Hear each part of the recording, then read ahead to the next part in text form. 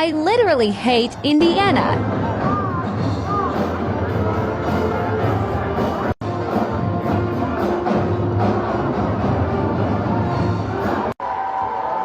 In the middle of warm-ups and all.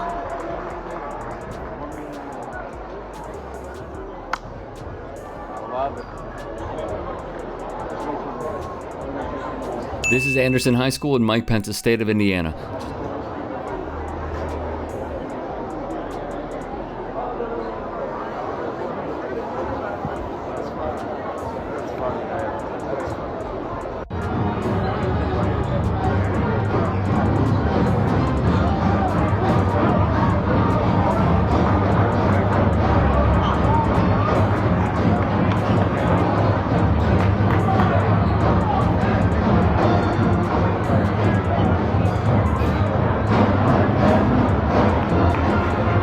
Thought, maybe don't do this. Instead of hearing from me, let's hear from other creators on this subject.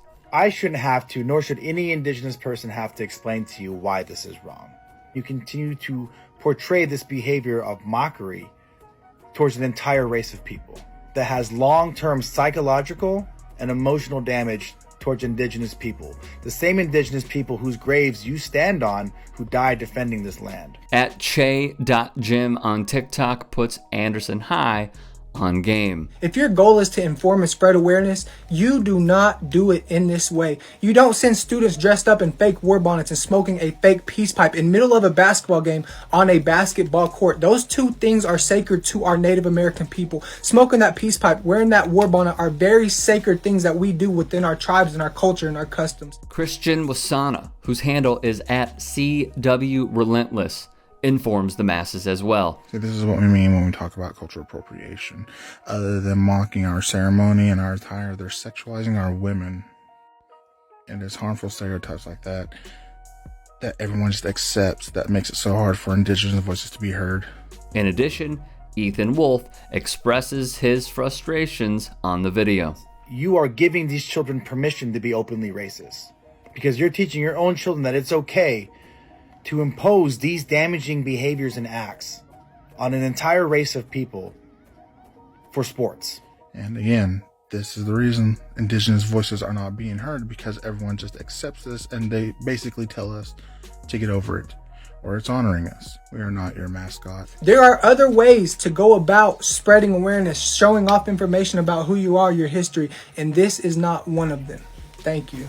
The original uploader who captured the despicable pregame acts at Anderson High told Newsweek the incident occurred on February 22nd. Although she has no association with the school, she was attending a basketball game for the school's senior night when she started recording the school's mascot. I have had several students at Anderson comment and reach out to me saying that this has gone on historically for years at the school, she said. When students tried to speak up in the past, the staff/administration ignored it and they were harassed by other students. She said she reached out to the school's administrators through email and phone calls but has not received any response. She said she knew some individuals who were able to get in contact with the school, but claimed the administrator's response were less than satisfactory. Here's what we can do. If you like, you can reach out to the following people, which is all public information. Now, before I do this, I need to be very, very clear. Be respectful when you reach out and do not go in with ill intent. Scott Scheimer, the school's principal. If he doesn't reply, try Alan Landis, the assistant principal, or Chris Chelly, who holds the same title. We will leave the link in the description box down below. If that does not suffice, the school's superintendent is Joseph Kronk. Debbie Sawyer serves as an administrative assistant. Those links will also be supplied to you. As we are native rights of cultural appropriation, what can we do about native cultural appropriation? They wrote, call it out. If you have a friend that shows up to a party in an Indian costume, it might be time to have a talk.